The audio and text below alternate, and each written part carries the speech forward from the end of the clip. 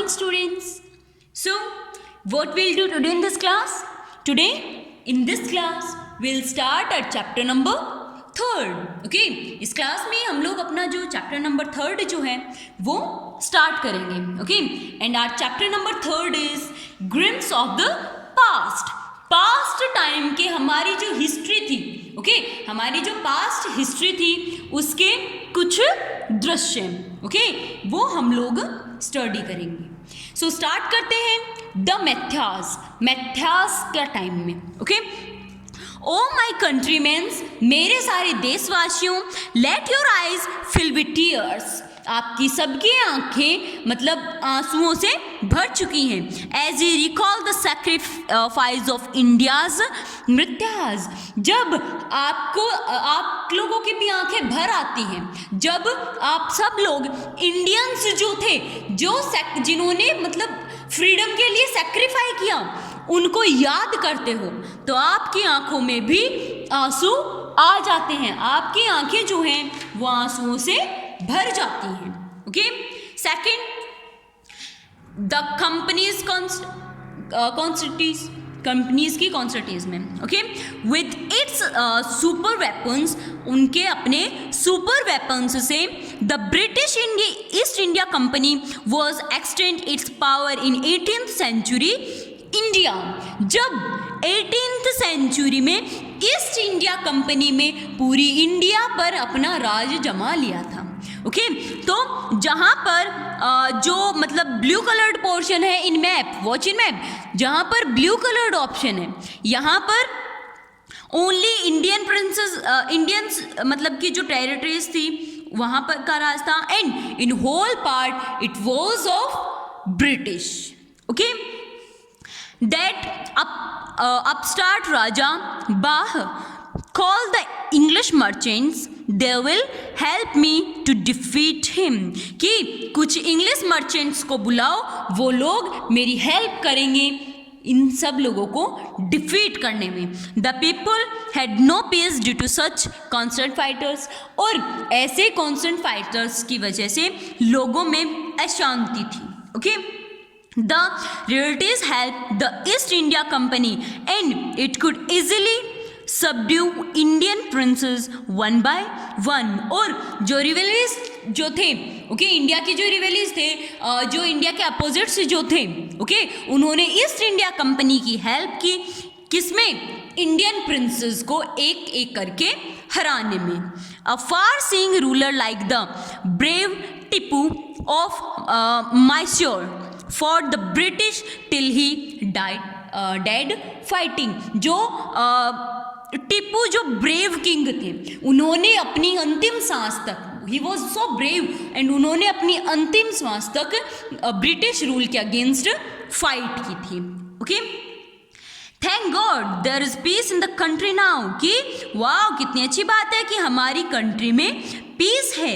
No more wars and no more looting by thoughts, कि अब ना ही कोई वॉर होंगे और ना ही कुछ मतलब अनहोनी वगैरह होंगी. Okay, how did Indian react in these conflicts, जब मतलब इंडियंस का क्या रिएक्शन आया था जब ब्रिटिश लोग स्टार्टिंग में इन इंडिया आए थे, तो क्या रिएक्शन आया था? It's good who sent the British, ये तो अच्छी बात है, लेकिन ब्रिटिश लोगों को किसने भेजा है? Our density is linked with them, हमारी जो डेंसिटी जो है वो उनसे जुड़ी हुई है. The white man has killed और डेथ ऑन आवर किंग, की जो वाइट मैन जो था उसने हमारे राजा को मार दिया. Some kings were not good but after all they were of this land, की कुछ मतलब कुछ राजा तो चलो अच्छे नहीं थे, लेकिन वो थे तो हमारी ही जमीन के. Okay, now we have become sales of foreigners, अब हम लोग फॉरेनर्स के मतलब वो थे ना दास बन गए. Okay, next third, British rule 1765 to 1836. फिर क्या होता है? ब्रिटिश रूल से लोगों में क्या रिएक्शन आता है? Religious leaders preached ideas like untouchability and child marriage, तो मतलब रिलीजियस जो लोग थे, लोग मतलब रिलीजियस बेस पर, या फिर जो अनटचेबिलिटी थी, छुआछूत का रूल था, या फिर जो चाइल्ड मैरिज का रूल था उसके उस टाइम पर। Anyone who crosses the sea loses his religion, कि जो कोई भी लोग समुद्र को पार कर देते हैं वो अपना रिलीजन खो देते हैं। All the mystery in the world is due to woman, कि संसार में जो भी मिस्ट्री है वो सारी वुमेन्स की वजह से है, औरतों की वजह से। ये सारी पुरानी की मतलब वो धारणाएं हैं जो कि लोग मतलब सोचते थे, जो घटिया सोच होती थी उनकी, वो है। The truth was the Indians had lost self respect, the British called them. सच बात तो ये थी कि इंडियंस ने अपनी सेल्फ रिस्पेक्ट खो दी थी, और जो ब्रिटिश लोग थे उन्होंने उनको स्कोल्ड किया था।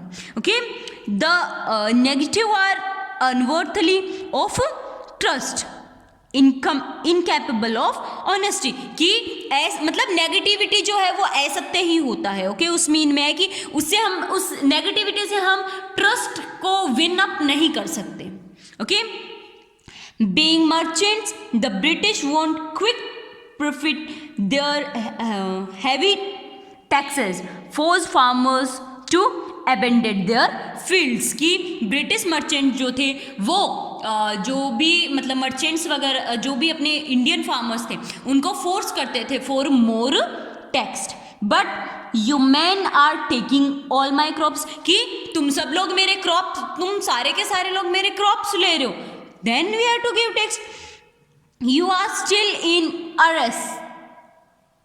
Arrears if you don't pay next week, अगर तुम लोगों ने नेक्स्ट वीक पे नहीं किया, I'll send you to jail, तो मैं तुम लोगों को जेल भेज दूंगा। कि मतलब टैक्स के लिए उन्हें फोर्स करते थे ब्रिटिश रूल, इंडियंस को टैक्स के लिए मतलब वो फोर्स करते थे। Still the British invented their methods which gave them more profits, और जो ब्रिटिश लोग जो थे उन्होंने मतलब वो मेथड्स अपना लिए जिससे कि उनको प्रॉफिट होता। The goods manufactured in England, जो सामान, जो भी गुड्स जो थे वो इंग्लैंड में मैन्युफैक्चर होते, should not have any import duty when bought into India, तो उनके पास मतलब वहाँ से इंग्लैंड से सामान बनकर हमारे यहाँ इंडिया में आया करता था। अ गुड आइडिया, ये तो बहुत अच्छा आइडिया है। The East India companies low begins to cripple Indian industries, और यहाँ से इंडियन इंडस्ट्रीज जो थी वो बंद होना स्टार्ट हो गई। The British politician rent the expense artisans and their business, और यहाँ से जो ब्रिटिश लोग जो थे उन्होंने अपना बिजनेस बहुत अच्छे से सेटल करना स्टार्ट कर दिया था। So it was up to here. अगर ये जो अपनी जो पास्ट की स्टोरी कि पहले ब्रिटिश लोग आए, फिर उन्होंने स्टार्टिंग में क्या किया, उसके बाद उन्होंने क्या किया, एंड धीरे धीरे उन्होंने ईस्ट इंडिया कंपनी को इंडिया में कैसे सेटल किया, ये हम लोगों ने पढ़ा है। Okay, so this was all about this class. If you are having any doubt problem related to this chapter, you can ask to me. Okay, bye.